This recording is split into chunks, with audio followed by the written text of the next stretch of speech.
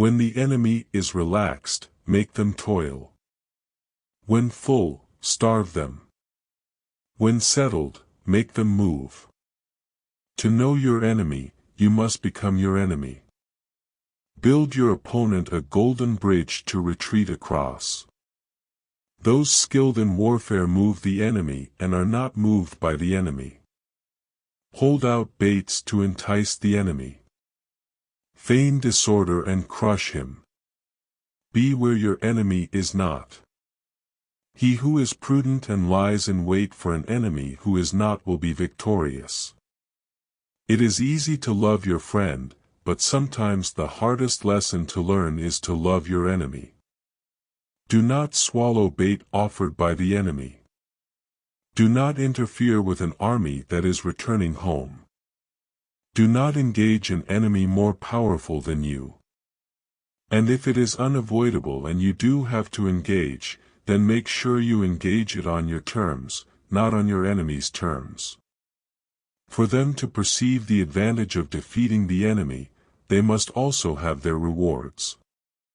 It is more important to outthink your enemy than to outfight him. Do not press an enemy at bay.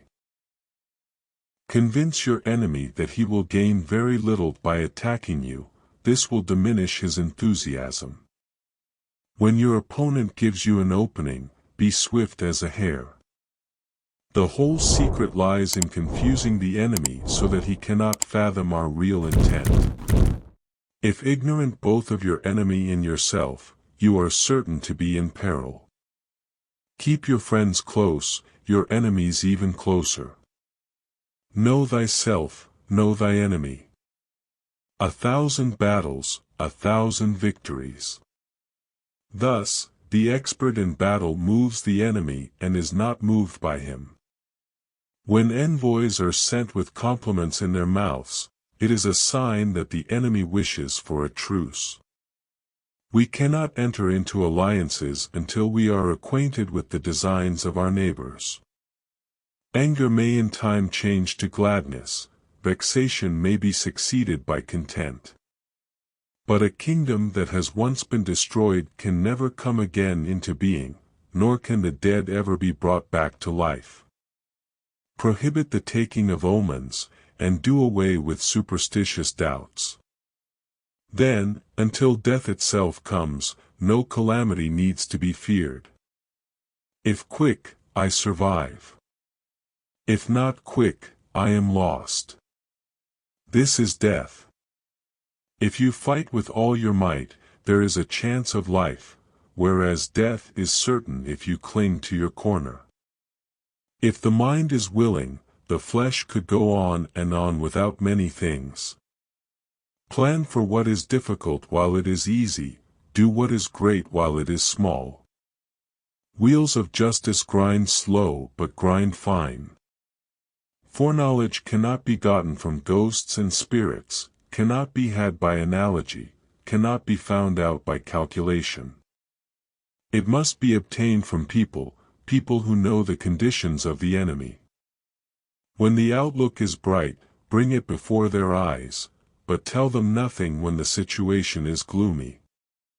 Using order to deal with the disorderly, using calm to deal with the clamorous, is mastering the heart. Rewards for good service should not be deferred a single day. Quickness is the essence of the war. He will win who knows when to fight and when not to fight. When one treats people with benevolence, justice, and righteousness, and reposes confidence in them, the army will be united in mind, and all will be happy to serve their leaders. There is no instance of a country having benefited from prolonged warfare. The art of war is of vital importance to the state. It is a matter of life and death, a road either to safety or to ruin. Hence, it is a subject of inquiry which can on no account be neglected. When you surround an army, leave an outlet free. Do not press a desperate foe too hard. Move swift as the wind and closely formed as the wood.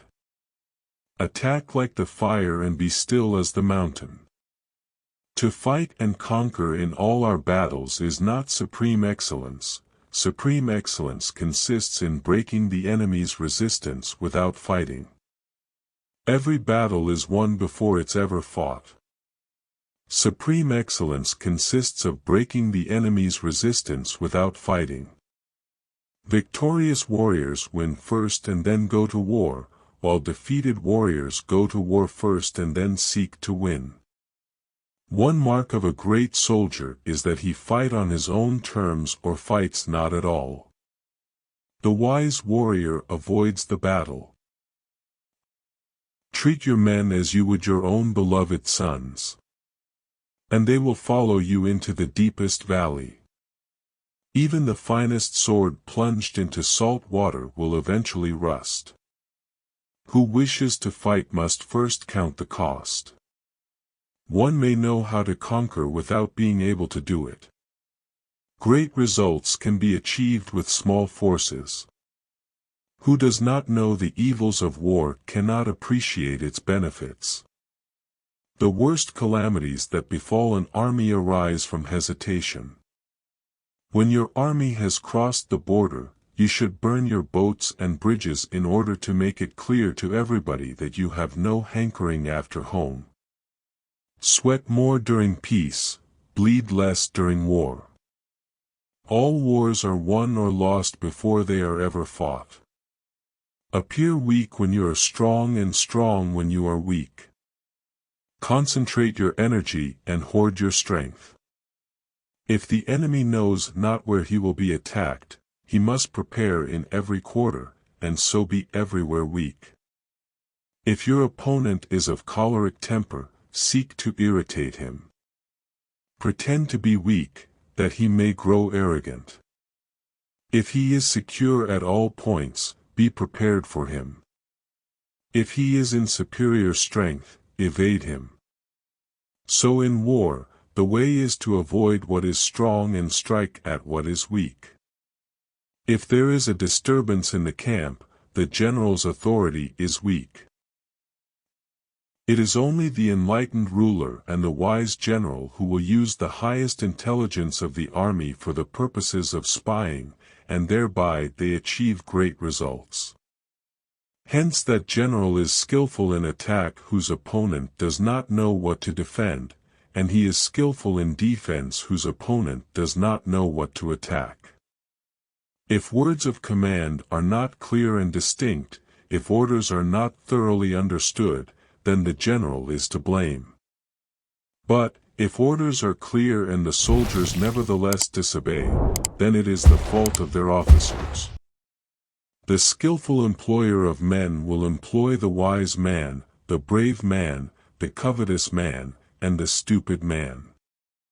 The general who wins the battle makes many calculations in his temple before the battle is fought. The general who loses makes but few calculations beforehand. The general who advances without coveting fame and retreats without fearing disgrace, whose only thought is to protect his country and do good service for his sovereign, is the jewel of the kingdom. A wise general makes a point of foraging of the enemy. Leadership is a matter of intelligence, trustworthiness, humaneness, courage, and sternness. The art of giving orders is not to try to rectify the minor blunders and not be swayed by petty doubts. The line between disorder and order lies in logistics. Thus it is that in war the victorious strategist only seeks battle after the victory has been won, whereas he who is destined to defeat first fights and afterward looks for victory. Strategy without tactics is the slowest route to victory.